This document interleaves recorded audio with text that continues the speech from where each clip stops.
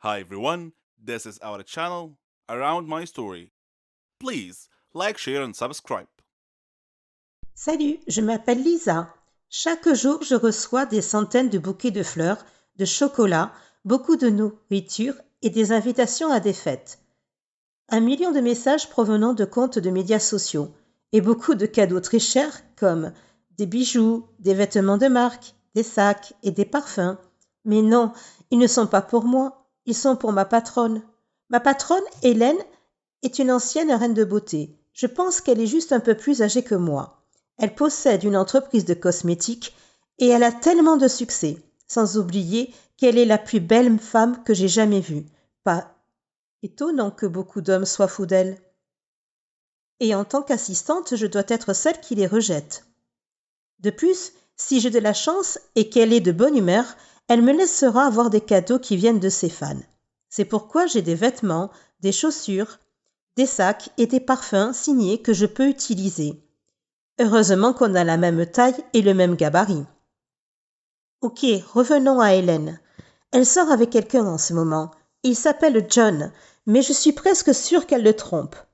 Elle m'a dit une fois qu'elle n'aimait pas vraiment John parce qu'il est ennuyeux. Mais moi, j'aime John. C'est un bon gars. Il me salue toujours quand il me voit dans un coin. C'est un gros problème pour moi parce que je me suis habituée à être ignorée par les gens tout le temps. Mais pas John. Il me sourit toujours. Je ne suis pas le genre de femme que vous remarquerez dans une pièce.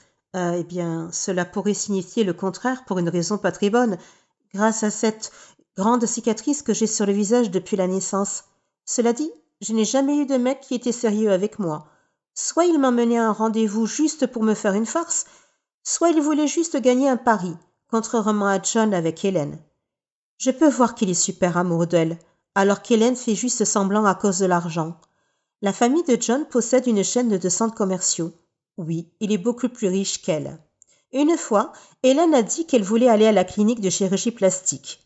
Je lui ai dit qu'elle n'avait pas besoin de chirurgie esthétique. Elle a juste dit « Viens avec moi, idiote ». Donc je l'ai juste suivie. Il s'avère qu'elle a une liaison avec le chirurgien plastique nommé Mike, depuis que John et Hélène sont ensemble, c'est-à-dire depuis 2 ans. Le chirurgien a l'air arrogant, pas comme John qui est plein de compassion.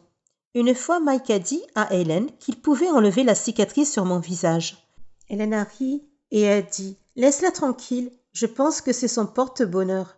J'étais blessée et je pense que ce qu'elle a dit était méchant, mais je l'ai juste balayé d'un revers de main et j'ai ri avec eux.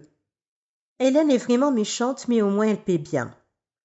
Sans elle, la vie de ma mère n'aurait pas été prolongée. J'avais besoin de beaucoup d'argent pour son opération il y a quelques années. Hélène m'a aidée à traverser tout ça. D'un autre côté, je dois dire que ma vie est un enfer parce qu'Hélène ne connaît rien en termes d'organisation. Et je crois que je suis la seule raison pour laquelle sa société est toujours en activité. Je ne veux pas me vanter, mais je pense que 80% de la raison de son succès est due à moi. 20% sont dus à sa beauté. Mais bien sûr, personne ne le sait, sauf elle et moi. Hélène dit que je lui dois la vie. Elle dit toujours que si j'ose la quitter, il y aura une autre cicatrice sur mon visage, ce qui est vraiment méchant. Mais je ne la déteste pas. En fait, j'ai appris à l'aimer. Et je reconnais que j'ai une vie formidable grâce à elle. Elle m'a laissé vivre dans la maison qu'elle a achetée. Elle m'a donné une voiture. Elle me donne toujours de belles choses. Que puis-je demander de plus, n'est-ce pas? Puis un jour, John m'a dit qu'il avait l'intention de demander Hélène en mariage. Je me suis inquiétée et pour être honnête, je n'étais pas vraiment heureuse de savoir ça. Je veux dire à John qu'Hélène ne ressent pas la même chose pour lui. Mais elle dirait probablement que c'est faux. Et même si jamais elle disait que c'était vrai, je sais qu'elle en a seulement après son argent. Je me suis soudainement sentie triste. Comme j'aimerais qu'un homme comme lui vienne à m'aimer. Lisa, veux-tu... Mes yeux sont devenus si grands que j'ai cru qu'il allait me demander en mariage. Veux-tu m'aider à préparer ma demande en mariage, a dit John. Oh, bien sûr, ça me ferait plaisir, John. Il m'a juste souri. Cet homme est vraiment simple et a les pieds sur terre. Alors, je l'ai aidé à planifier la demande en mariage, même si je sais que ce ne serait pas une très bonne idée. Je ne sais pas combien de fois j'ai envisagé de lui dire la vérité, qu'Hélène le trompe. Mais Je ne pense pas que ce soit mon rôle. Je ne devrais pas me mêler de leur vie. Mais est-ce que je fais bien? Est-ce que je laisserai vraiment cet homme épouser une femme qui ne l'aime pas vraiment? John mérite plus qu'Hélène. En fait, il mérite quelqu'un comme moi. Quelqu'un qui sera là pour lui et prendra soin de lui pour toujours. Oh que je suis bête. À quoi je pense? Mais sérieusement, je dois faire quelque chose. Alors, j'ai décidé d'essayer de voir quelle serait la réaction d'Hélène. Quand je lui ai demandé Et si John te demandait un jour en mariage? Elle a juste dit Vraiment? Ce serait génial. Son plan est de se marier avec lui, d'obtenir la moitié de ses milliards, puis de divorcer. Quel plan sournois. Je ne veux pas que ça arrive. Mike non plus. Une fois, lors d'un événement, Mike et moi avons eu l'occasion de parler et il a dit qu'il aimerait me rencontrer à son bureau le samedi à 9 heures. Donc, j'y suis allée. Mike m'a fait une offre très tentante, mais que j'ai dû refuser pour de nombreuses raisons. Il veut que je fasse semblant d'être Hélène. Il a dit qu'il allait arranger mon visage et être Hélène pendant 6 mois. Pourquoi? Je lui ai demandé pourquoi je devais faire semblant d'être Hélène pendant 6 mois. Cela n'a aucun sens. J'ai demandé à Hélène et j'ai appris la vérité. Hélène est enceinte. Elle est enceinte du bébé de Mike et son ventre se voit déjà. Elle ne veut pas que ses plans soient ruinés. Donc le plan est le suivant. Elle voudrait que je fasse semblant d'être elle pendant qu'elle et Mike partent loin d'ici pour donner naissance à leur bébé tranquillement. Ils ne veulent pas que John le sache, car alors les fiançailles n'auraient pas lieu. Mais j'ai dit à John de le reporter. Je ne peux pas le faire. Mon esprit prend le meilleur de moi. Je viens de dire à John que ce n'est pas le meilleur moment pour faire la demande parce qu'Hélène n'est pas dans une très bonne situation. Quand Hélène l'a appris, elle s'est mise en colère. Elle m'a jeté hors de la maison qu'elle m'avait donnée. Elle a repris la voiture et les affaires qu'elle m'avait données. Mais je sais que les choses vont s'améliorer. J'ai des économies et je pourrai les utiliser pour reconstruire ma vie.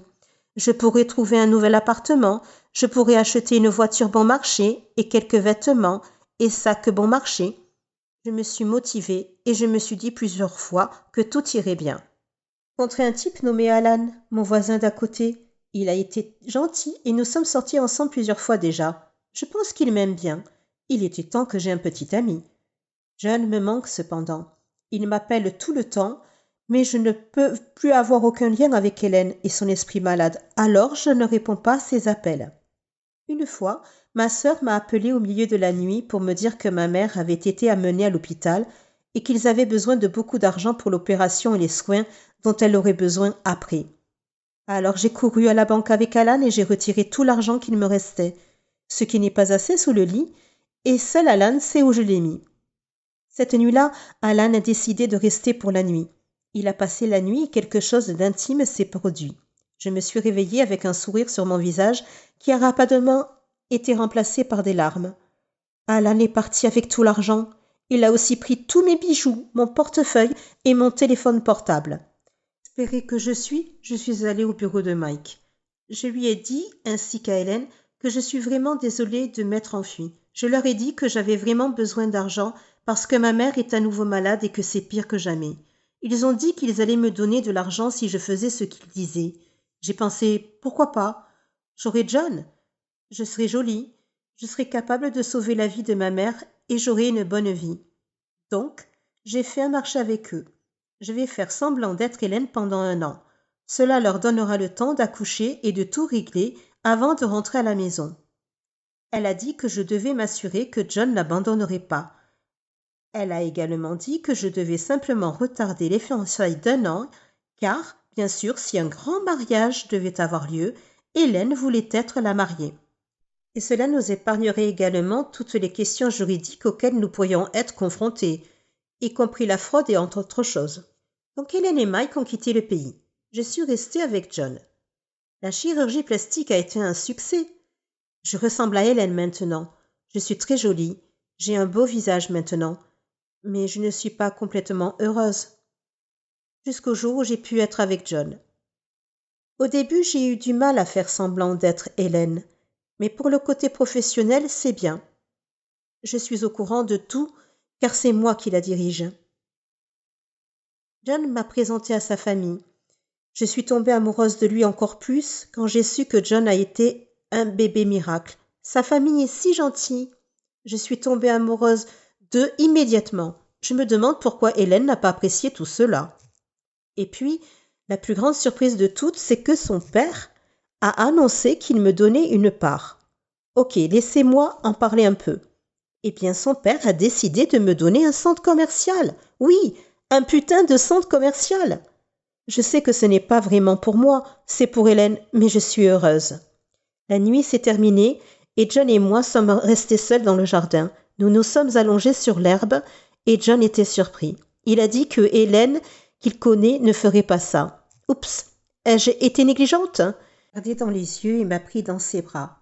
Son étreinte est si douce. C'est le câlin auquel je sais que je ne m'habituerai pas même pour une vie entière. Je t'aime, Hélène, a-t-il dit. Je t'aime aussi, John. Mon cœur se brise un peu parce que je le pense pour moi, comme Lisa. Est-ce que tu m'aimes vraiment? Demande-t-il. Bien sûr, ai-je dit. Il me rend nerveuse.